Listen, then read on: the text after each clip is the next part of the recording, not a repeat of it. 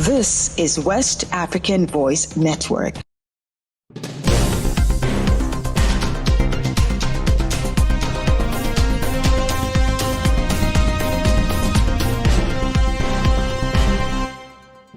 Hello and welcome to Newswave on the West African Voice Network. I am Kofi Boakye. We begin with a major step towards Guinea's return to civilian rule. The country's transitional government has officially announced that a constitutional referendum will be held on September 21, 2025. This move is seen as a crucial step in the long-awaited transition from military to civilian governance. The announcement was made on state television by transitional authorities on Tuesday. Transitional President Colonel Mamadi Doumbouya, who took part in a September 2021 coup, had initially promised a 2-year transition to elections in 2022. However, the country missed the December 31, 2024 deadline for a return to civilian rule. In July 2024, the military government introduced a draft constitution, which, if passed, it could potentially allow Doumbouya to contest the next presidential election. Authorities insist that the referendum must take place before elections are scheduled. Despite these developments, political restrictions remain tight.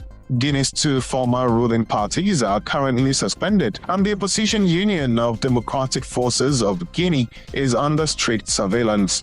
Guinea, a key player in bauxite and iron ore production, now finds itself among several countries in the sub-region where military coups have delayed democratic transitions.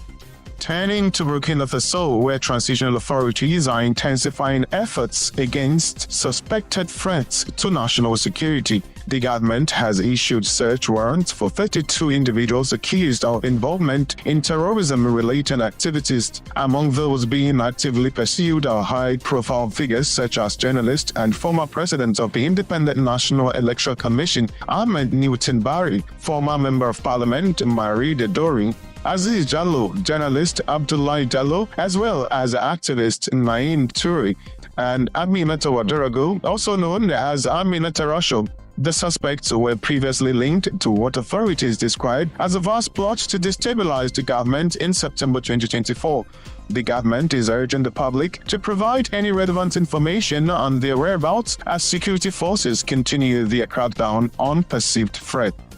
In Ghana, concerns over possible illegal activities have prompted a full-scale investigation. President John Mahama has ordered national security and relevant agencies to probe the arrival and departure of 2 aircraft suspected of suspicious activity.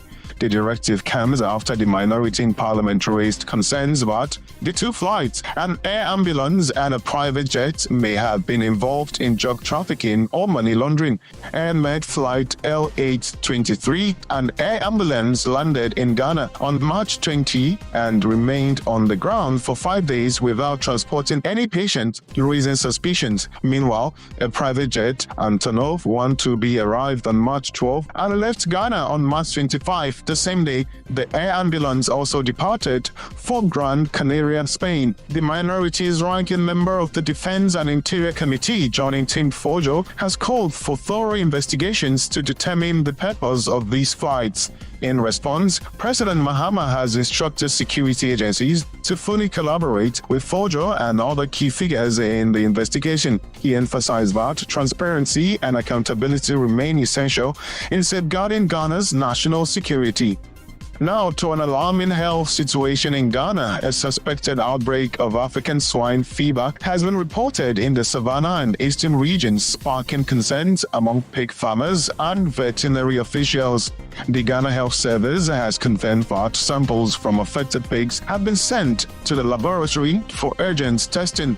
ASF is a highly contagious and deadly disease that spreads through direct contact with infected pigs, contaminated water, and even insects vectors such as ticks and flies. While not harmful to humans, the virus is known to devastate entire pig farms, leading to significant economic losses.